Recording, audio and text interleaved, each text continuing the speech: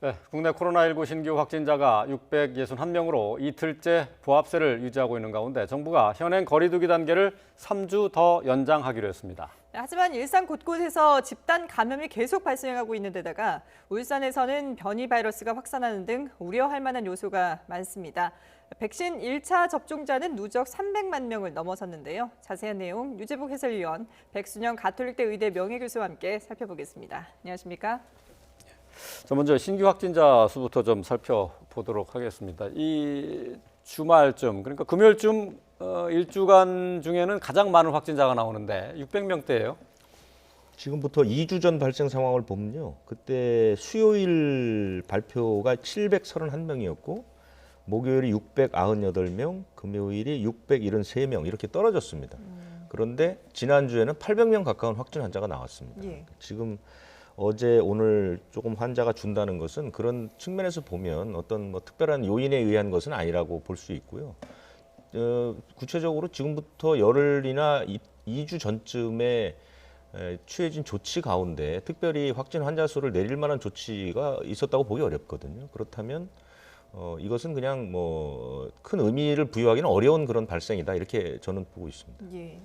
지금 저희가 지역별로 이렇게 분포도 확진자 발생 현황을 보여드리고 있습니다만은 뭐 수도권, 서울, 경기 지역 그리고 부산, 울산, 경남 쪽이 많은데 특히 지금 울산이 심상치가 않은 것이 61명이 이제 신규 확진자가 추가됐거든요. 근데 당국에서는 울산 지역 같은 경우에는 지금 변이 바이러스가 그 원인이다 이렇게 분석을 하고 있어요. 사실은 우려됐던 게 울산뿐만 아니고요. 부산, 울산, 경남의 변이주가 굉장히 확산되고 있는 것으로 보이고 네. 그 추세도 그렇게 보입니다.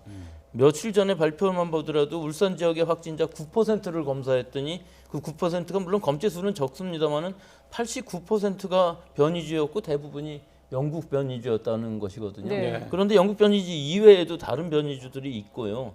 또 이 상황에서 보면 지금 좀 더 많은 검사를 해서 이 울산 변이주가 과연 얼마나 지금 확산되어 있는 것인지 또 부산, 경남의 경우도 마찬가지 상황이기 때문에 이게 지금 일본의 경우만 보더라도 한 2달이면은 90% 이상 넘어가는 것이고 환자 수도 급격히 통제 불가능한 상황으로 갈 수가 있기 때문에 네. 우리가 한 지역이라 하더라도 아주 집중적으로 변이주에 대한 탐색을 해야 될 시기라고 봅니다. 네. 그 울산에서는 지금 임시 선별 검사소가 운영 중인데 말이죠. 여기에서 이제 양성률이 0.63%로 나왔는데 이건 뭐 다른 곳에 비해서 좀 높은 건가요? 어떻습니까? 우리가 비교해 볼 수 있는 게 서울 수도권에 있어서의 임시 선별검사소에서의 무증상 감염자의 비율이거든요. 뭐 상당히 많은 수가 나오고 있기는 하지만 실제 양성률을 보면 0.3% 정도입니다. 네. 근데 울산은 사실은 서울 수도권보다는 인구 밀도가 훨씬 더 적고 환자의 발생 수도 적은 데 비해서 2배나 나온다는 것은 지역사회에 있어서 우리가 감염원을 모르는 변이주의 확산이 사실은 계속 진행되고 있다는 것을 뜻하는 것이기 때문에 네네. 이 부분이 우려스러운 부분이죠. 예. 근데 이 변이주가 사실은 그냥 코로나19도 증상이 없이 무증상으로 이렇게 젊은 층들은 지나가는 경우가 많다고 하는데 이 변이주 같은 경우에 특히나 더 젊은 층, 20, 30대가 20, 30대 환자 가운데 3분의 1이 무증상이라고 하거든요. 이게 변이주의 특성이라고 봐야 되는 건가요? 어떻게 봐야 될까요? 저는 조금 다르게 봅니다. 이 변이주의 특성이라기보다는 이 변이주가 20, 30대에 더 많이 걸리고요. 예. 20, 30대보다도 더 아래 연령층에서도 많이 감염이 되고 있습니다. 어린 아이들, 예, 10대라든지 10대 이하의 어린 아이들은 예. 원래 잘 안 걸리는데 그렇죠. 이 지금 일본의 그 데이터들을 보면은 일단 20, 30대부터 시작해서 청소년층 더 아래 어린 아이들까지 감염이 되면서 그 다음에 나타나는 현상이 40, 50대의 중증 환자가 굉장히 많이 늘어나요. 보통은 60, 70대 이상이 중증 환자가 많고 40, 50대는 중증 환자가 그다지 많지 않거든요. 네네. 그런데 여기 또 한 가지 더 중요한 부분이 이 중증 환자들이 또 입원 환자들이 입원 기간이 일주일 이상 길어지기 때문에 병상 확보가 굉장히 어려워진다는 예. 점이 있어서 지금 우리 이 영국 변이주라는 게 그렇게 무섭지 않다고 생각하고 네. 영국에서의 데이터도 전파력은 강하지만 아마 독성은 비슷한 것 같다는 데이터가 있는 반면에 그렇지 않다. 우리 몸에서의 바이럴 로드라고 그래갖고 바이러스 증식이 굉장히 많아지기 때문에 전파도 강해지고 증상도 더 나온다는 결과들도 있거든요. 네. 근데 이걸 대표적으로 일본의 이 영국 변이주 확산하는 것을 보면은 후자 것이 맞는 것으로 보입니다. 증상도 더 심해지고 전파도 굉장히 강해지고 또 입원 기간도 길어지고 어린 아이들도 감염되고 하는 것을 보면은 이게 지금 영국 변이주의 확산이라는 것은 이건 만만한 상황이 아닌 것으로 보입니다. 그래요.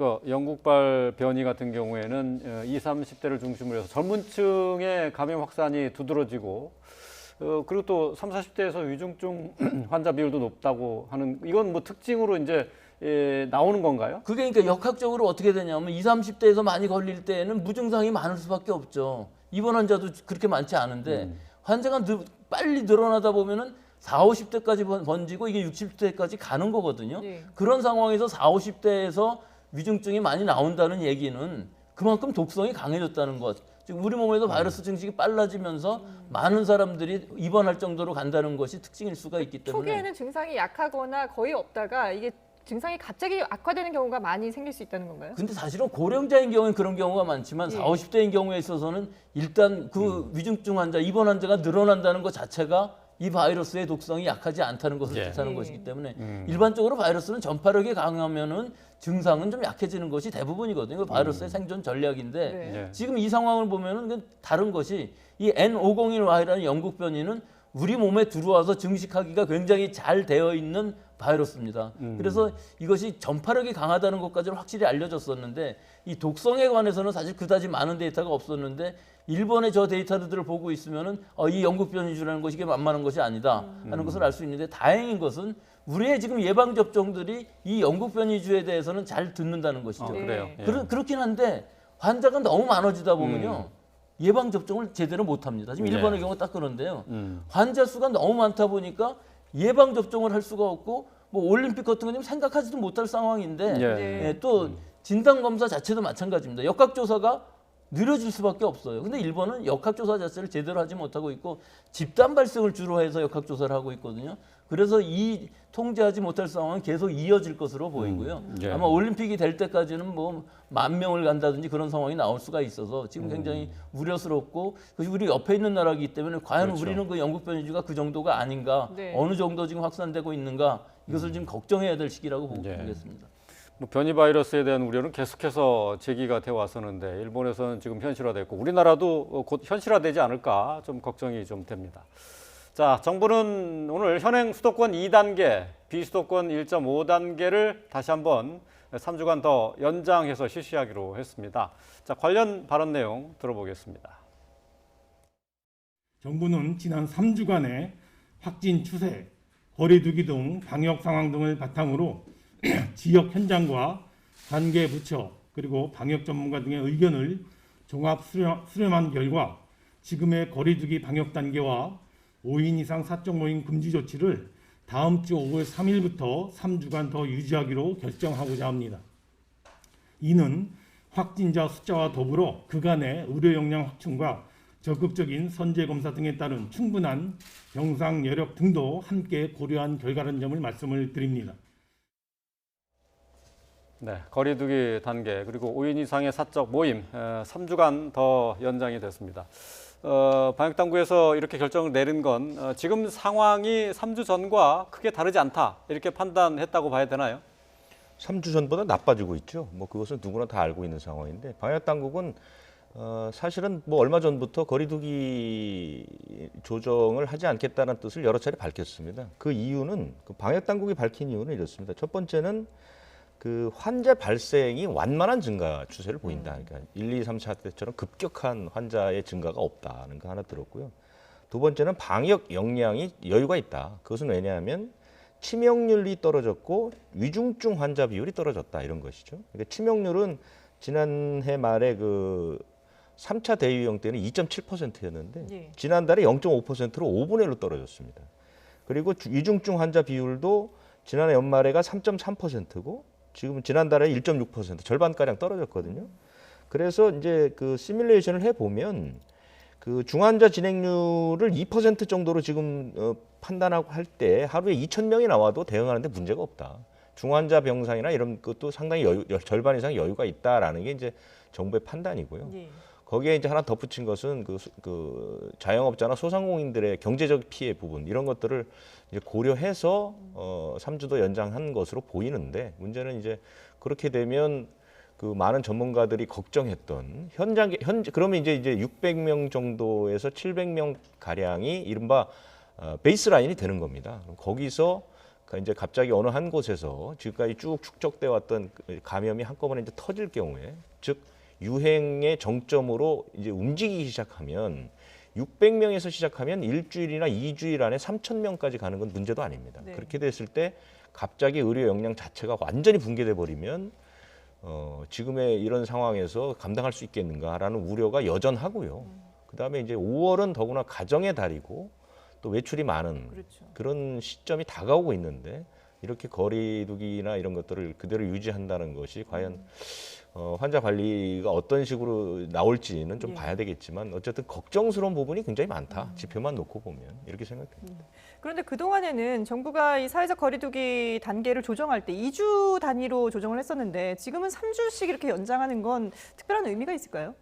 제가 볼 때는 방역 당국은 일단 이 거리두기나 이런 것들보다는 백신 쪽에 이제 그 정책의 무게가 옮겨가고 있는 것 같습니다. 네. 현재 상황을 그러니까 완만한 증가세로 유지를 하면서 백신 쪽으로 백신을 많이 맞추면서 이제 방역을 추스리는 방향으로 가는 것이 아닌가. 왜냐하면 너무 조정에 그 소극적이고 네. 그 기간도 길어진다는 것도 문제거든요. 그러게요. 왜냐하면 대개 우리가 2주에 한 번씩 그 거리두기 조정을 했던 이유는 그러니까 그 잠복기를 고려한 겁니다. 네네. 그러니까 지금 조치를 취하면 2주 후에 이제 결과가 나오니까 거기에 맞춰서 물론 선제적이진 않지만 늦더라도 빠르게 조정을 했던 그런 그렇죠. 게 이제 지금까지 쭉 왔던 방역 대책인데 예. 이것을 3주로 길게 늘리면서 특별한 것도 없고 그다음에 이제 오늘 홍남기 부총리가 얘기한 것 중에는 뭐 특별 방역 주간을 일주일 연장하겠다. 네. 근데 지난해 했던 특별 방역 주간의 조치들을 알고 있는 국민은 거의 없다고 봅니다. 왜냐하면 뭐 공무원들 만나지 말아라.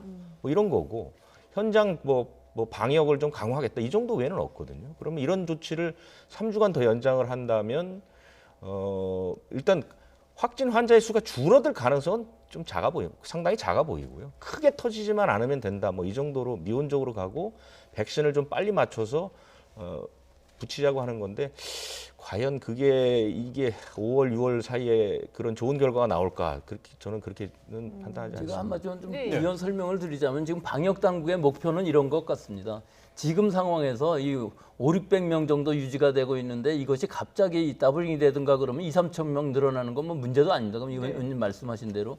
근데 방역 당국의 목표는 뭐냐면은 6월 달까지 잘 유지만 되면은 1,200만 명을 접종하고 나면은 2,3천 명이 나오더라도 위중증 환자든 입원 환자 병상 또 역학 조사를 아예 좀 포기하더라도 환자 수에 비해서 피해는 적기 때문에 관리 가능한 질환이 될 수 있다는 것을 목표로 하고 있고 네. 그런 상황으로 가고 있는 것으로 보입니다. 지금 5월, 6월 지금 8주 정도이기 때문에요. 네. 3주 한 3번 정도만 하면은 1,000명이 넘어가는 상황이 된다 할지라도 급격하지만 않으면 통제가 가능한 상황으로 갈 수는 있거든요. 그러니까 그것을 지금 목표로 하고 있는 것이고 사실은 문제가 될 수 있는 것은 그 이전에 급격하게 터지면 선제적인 방역 조치를 취해야 되는데 과연 우리가 지금 2.5단계인데 취할 수 있는 조치가 만약에 1,몇백 명 갑자기 올라갔을 때 3단계 조치를 짧게라도 취할 수 있느냐?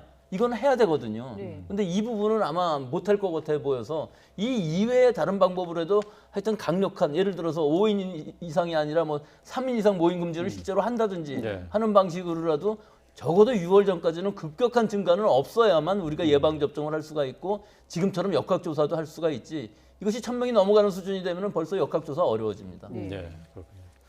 뭐 당장 뭐 다음 주부터 이제 어린이날도 있고 어버이날도 있고 가족 모임이 많지 않습니까? 근데 정부에서 특별 방역 대책을 지금 현재 이제 실시 중인데 추가로 방역 대책을 내놓는다 하는 전망이 있는데 어떻게 얘기가 되고 있는 겁니까? 오늘 이게 되게 이제 홍남기 지금 현재 본부장이 아침에 이제 얘기를 하면서 큰 틀을 발표를 하고 11시쯤에 이제 세부적인 내용을 발표하는 그런 방식으로 쭉 해왔는데 일단 그 홍남기 부총리의 발언 내에는 추가적인 대책은 포함되어 있지 않습니다. 그래서 지난주에 했던 특별 방역 주간을 일주일 더 연장하겠다 정도가 남아 있고요. 그다음에 거리두기하고 이제 사적 모임 금지는 그대로 가는 것이고, 그다음에 이제 또 하나 이제 첨가한 것은 경상북도에 있는 12개 군 시범 적용해 보니까 그 결과가 매우 좋았다. 뭐 이 정도 얘기가 나왔기 때문에 그 정도 테두리 안에서 나올 것 같고요. 추가적인 방역 대책은 아마 포함이 좀 안 된 것으로 보입니다. 그 지금 뭐 좀 전에 백 교수께서 얘기했었던 5인 이상 사적 모임 금지 그 인원수를 더 낮추든가 하는 뭐 그런 계획은 일단 없다는 지금은 얘기네요. 그것을 낼 수가 낼 가능성이 없다고 봅니다. 왜냐하면 지금 사회적 거리두기 자체를 그대로 두는 상태에서 5인 이상 모임을 3인으로 내린다는 것은 이것은 굉장히 엄청나게 큰 강도의 네. 그 조치거든요. 그렇기 때문에 그것은 새로운 개편안에서도 5단계 때 6시 이후 이 정도로 아주 제한적이기 때문에요. 그 정도의 강도 높은 대책은 나올 것 같지가 않습니다. 예. 자, 그런가 하면 앞서 저희가 이제 뉴스 첫 부분에 저희 취재 기자가 자가 검사 키트를 살 수 있는지 약국을 둘러보는 그런 모습도 보여드렸는데 어제부터 이제 이 자가 검사 키트가 시중에 풀렸거든요. 약국에서 이제 2개 들어있는 검사 키트를 사용할 수가 있다고 하는데 어떻게 하는 게 정확한 검사를 할 수 있는 건지 그 사용법을 좀 설명을 해주시죠. 예, 제일 먼저 기본적으로 방을 환기를 잘 한 후에 네. 손을 잘 씻고 그다음에 그 면봉이 안에 들어가 있거든요. 예, 예. 그 면봉을 깊숙이까지 찌를 건 없지만 하여튼 그 안에 있는 콧물을 가능한 한 많이 묻혀서 네. 그 용액 들어있는 용액 안에다가 한 10번 정도를 잘 섞은 다음에 3방울 정도를 키트에 떨어뜨리면은 붉은 선이 2번 나오냐 1번 나오냐가 한 15분 안에는 색깔이 나오는 것을 보고 있을 수가 있습니다. 네. 그랬을 때 2선이 나왔을 때는 그것이 양성, 한 선이 나왔을 때는 음성인데 이 진단이라는 것은 사실 2가지가 있습니다. 분자 진단이라는 의미는 바이러스를 부셔서 그 안에는 유전자를 증폭을 시킨 다음에 하는 것이기 때문에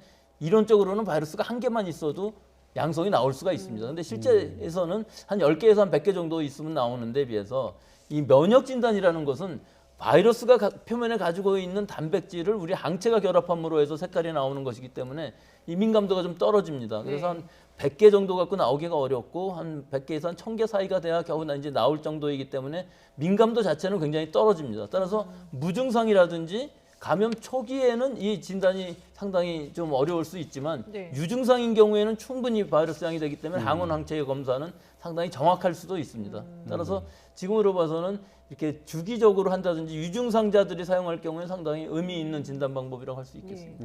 그러니까 이 키트를 사용하기 전에 1시간 전부터는 코를 풀지 말라고 하는 게 이제 코 속에 있는 그 습기라든지 이런 것들이 충분히 적실 수 있는 그런 결국은 영역이 되는 우리의 거죠? 분비물 중에 바이러스가 얼마나 있느냐 하는 것인데요. 이 비강에 들어있는 것은 사실 비인두에 비해서 상당히 양이 떨어집니다. 그렇기 때문에 그 가능한 한 양을 많이 해서 네. 이 검체 채취를 한다면 민감도를 조금 해결할 수 있는 부분이 있기 때문에 가능한 한 코에 분비물이 많이 있게끔 코를 다 풀고 나서 아무것도 없는 상황에서 면봉으로 채취를 하면은 검체량 자체가 줄어들 수밖에 네. 없기 때문에 그런 부분들은 이 정확도를 높이기 위해서 필요한 부분이죠. 네.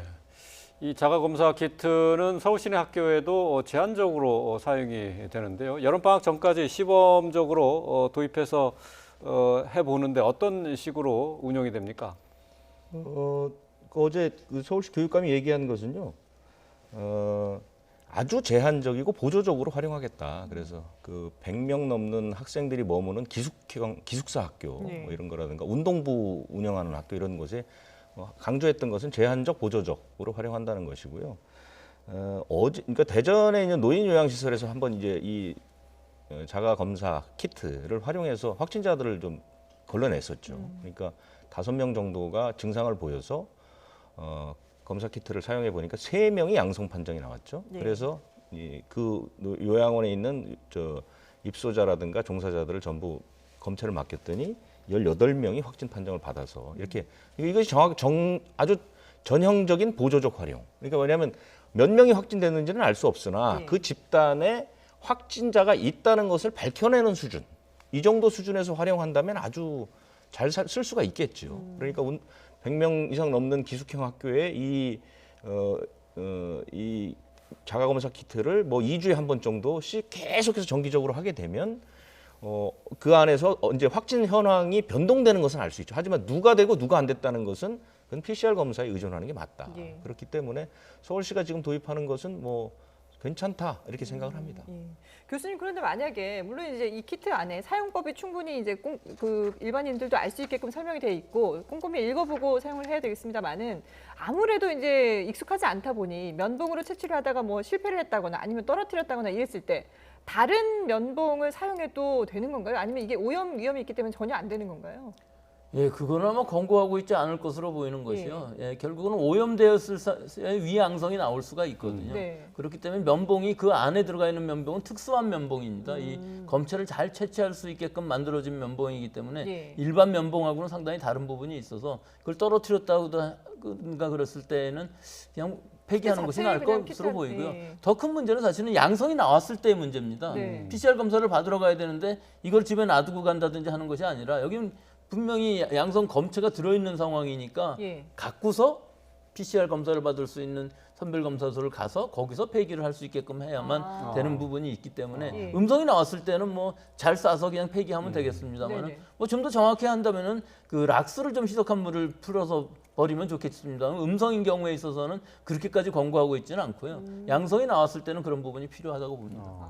양성일 때는 그 폐기를 그냥 아무데나 해서는 안 되는군요. 그렇죠. 양성물을 만약 폐기했을 경우에는 외부에 오염될 가능성이 네. 있기 때문에 그건 꼭 갖고서 PCR 검사를 받으러 가시는 것을 권고할 수 방역 있습니다. 당국에서 내온 규정에도요. 예. 양성이 나오면 그건 반드시 가져가야 됩니다. 아, 그것은 그 규정 안에 네. 의무 조건으로 들어 있습니다. 제출을 해야 된다는 얘기예요. 그렇죠. 제출을 해야 되는 거예요. 아, 그렇군요. 예.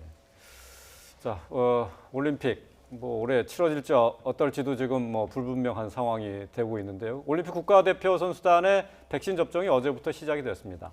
대상자가 900여 명이 되는데요. 이 가운데 화이자 백신을 주로 맞긴 하는데, 근데 선수단 임원 또 체육회 직원들은 아스트라제네카 백신을 맞는다고 돼 있어요. 이게 서로 접종 주기가 좀 다르지 않나요? 이게 뭐 문제는 없을까요? 이게 주기의 문제가 아니라 아마 방역 당국의 고심이 굉장히 컸을 것으로 보입니다. 전부 파이자를 맞추면 아무 문제가 없는데요. 그런 상황이 되었을 때에는 사실은 지금 이 출국을 하는 사람들 필수 요원이기 때문에 접종을 하는 거 아니겠습니까? 네. 그러면은 우리 국민들이 느끼기에는 메시지로서는 아스트라제네카는 좀 위험한가 보다. 파이자를 다 맞춰야 되나 보다. 이런 상황이 될 수가 있어서 아마 파이자를 맞추는데 예. 또 한 가지 문제는 30대 미만은 지금 파이자 이외에는 맞출 수가 없습니다. 그렇죠. 아스트라제네카 맞출 수가 없기 때문에 예. 30대 미만과 또 코치 또 감독 이런 분들은 같이 생활을 해야 되니까 네. 일단 파이자 백신을 하고 그다음에 3개월이나 돼야 되는 이 접종 간격인 아스트라제네카는 임원이라든지 뭐 관계자들은 그 아스트라제네카를 맞히는데 사실 3개월이라고 10주에서 12주라고 결정해 놓은 것은 우리 방역 당국이 정해 놓은 것이고 오늘 대통령도 접종을 받으시는데 그 5주 정도에 받으시는 거기 때문에 원래 처음에는 4주로 디자인되었던 건데 예. 이것이 이제 10주, 12주로 가면 좀 더 예방 효과가 높다고 그래서 우리도 그렇게 권고를 한 것이기 때문에 사실은 4주에서부터 12주 사이에 있어서는 좀 융통성 있게 접종을 받아도 예방 효과가 약간 떨어진다는 것 정도지 일단은 2차 접종을 다 받은 후에 2주 정도만 지나가면 면역력이 형성되기 때문에 큰 문제는 없어 보입니다. 예. 그렇군요. 예. 알겠습니다. 자, 지금 방금 들어온 소식이 있어서 잠시 전해드리고 이어가도록 하겠습니다. 지금 현재 대북 전단 금지법이 시행이 돼 있는 상태죠. 근데 이 금지법이 시행이 된 뒤 처음으로 탈북 단체가 북한을 향해서 전단지 50만 장을 날려 보냈다는 소식이 들어왔습니다. 네, 자유북한운동연합은 지난 25일부터 어제 사이에 DMZ와 인접한 경기도 그리고 강원도 일대에서 두 차례에 걸쳐 대북 전단 50만 장과 소책자 500권 그리고 1달러짜리 지폐 5,000장을 날렸다고 밝혔습니다. 네, 탈북민 단체가 대북 전단 50만 장을 어제 날려 보냈다고 하는데요. 자, 관련 내용 또 들어오는 대로 전해드리도록 하겠습니다. 네, 코로나19와 관련해서 지금 이제 도쿄 올림픽 관련해서 지금 일본에서는 지금 하루에 5,000명 이상 확진자가 지금 나오고 있는데 말이죠. 이 상태에서 지금 올림픽이 예정대로 진행될 수 있겠느냐, 저 회의론이 좀 일지 않을까 싶어요. 일본 정권 차원에서는 무조건 하겠다는 것이고, 뭐 일반 국민들은 이 상태면 하기 어렵지 않느냐, 뭐 이렇게 이제 맞서는 상황이고요. 올림픽이 경기가 주로 열리는 도쿄, 오사카는 긴급 사태가 다음 달 초, 그러니까 내일까지군요. 예. 이제 발령이 돼 있는 상태인데 그럼에도 불구하고 일본은 하루에 한 6,000명 정도 가까운 환자들이 나오고 있고요. 도쿄는 1,000명을 넘게 나오고 있습니다. 그러니까 굉장히 심각한 상황이죠. 그래서 원래는 이제 그 올림픽 경기를 치를 때 해외에서 온 관중들은 경기장 안에 입장시키지 않겠다라는 결정은 기왕에 났고 네. 이제 일본 국민들을 어떻게 할 것이냐를 결정을 이달에 하기로 했는데 결정을 못 내렸습니다. 어떻게 해야 될지 지금 뭐 방향을 못 잡고요. 그러니까 최악의 상황은 무관중으로 할 수도 있다. 지금까지는 뭐 절반 정도 넣겠다고 했는데요. 그런데 지금 발생 상황을 놓고 보면 사실은 올림픽을 열린다는 것은 굉장히 위험합니다. 네. 왜 위험하냐면 지금 일본의 의료 역량 자체도 굉장히 좀 그 비상이 걸려 있고요. 그 전 세계에서 이제 선수단이 들어오게 되면 그 선수단을 일일이 그 의료 관리, 코로나19 관리를 한다는 것이 엄청난 인력 인력이 들어가는 것들이고요. 그리고 다른 나라에서도 올림픽이라는 것 때문에 참가를 할지 안 할지도 상당히 고민스럽거든요. 어느 한 나라나 어느 단체가 어느 종목에서 우리는 못하겠다라고 이제 발표를 하게 되면 그다음부터는 다 안 오게 되는 상황이 되고, 그럼 일본은 결국 올림픽을 치르지 못하기 때문에 자, 상황을 면밀히 관찰해서 조만간 일본이 결정을 내려야 됩니다. 그렇지 않으면 지금 우리도 뭐 백신도 맞고 여러 가지 준비했던 사람들이 나중에 이제 뭐 정신적인 박탈감도 올 수도 있고요. 참가하는 사람도 굉장히 불안할 수 있거든요. 그래서 빠른 결정을 내리면 좋겠는데 일본은 6월까지는 결정을 안 내리고 상황을 좀 보겠다는 방침입니다. 예. 좀 더 근데, 부연 설명을 좀 드리자면요. 일본 상황이 얼마나 지금 심각하냐면은 네. 일단 동경보다도 오사카가 훨씬 심각합니다. 1172명이 발생했는데 44명이 사망을 했어요. 네. 우리나라는 한 자릿수 뭐 두세 명 사망하는 정도인데 우리보다 인구가 2배 많기는 하지만 일본의 지금 오사카 인구가 880만 명이거든요. 여기가 90% 이상이 영국 변이주가 한 2달 사이에 이렇게 늘어나면서 이렇게 된 건데요.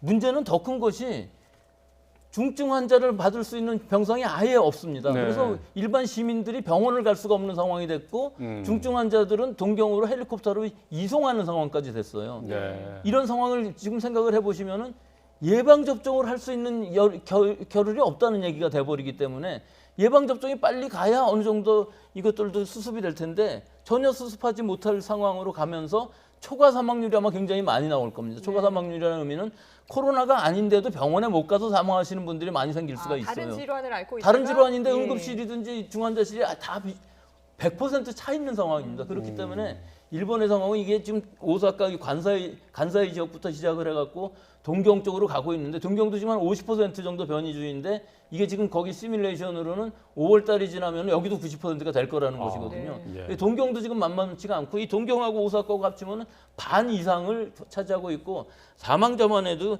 78명이 사망을 하거든요. 중증 환자가 계속 늘어나서 뭐 1000명에 육박할 정도로 가고 있기 때문에 이 상황은 지금 머물 것 같지는 않고요. 계속 악화가 되는데 7월이 지금 올림픽이기 때문에 이 올림픽은 할 수 있는 것으로 생각되지는 않는데요. 예, 그렇군요.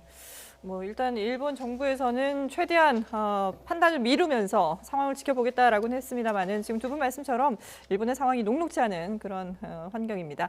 네, 지금까지 코로나19 상황 유재복 해설위원 그리고 백순영 가톨릭대 의대 명예교수와 함께했습니다. 두 분 말씀 잘 들었습니다.